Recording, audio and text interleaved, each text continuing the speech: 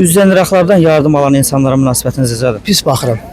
Nəyə görə pis baxıram? O boyutda Radəm kimi qardaş var. Gedib onların hissəsində, gedib bəzi üzvlər İraqlardan istəməsinlər. Pis baxıram. Prosta Ferizanın o tərbiyəsiz hərəkətləri mən çatmaya, yəni cəmaət var, ahali var, boyutda millət var. Tərbiyəsini qorumur. Mahnı qoyur, gah orasını oynadır, gah burasını oynadır. Həqiqətən düzgün hərəkət deyil. Yəni cəmiyyətimizə qarşı böyük bir mədəniyyətsizlikdir.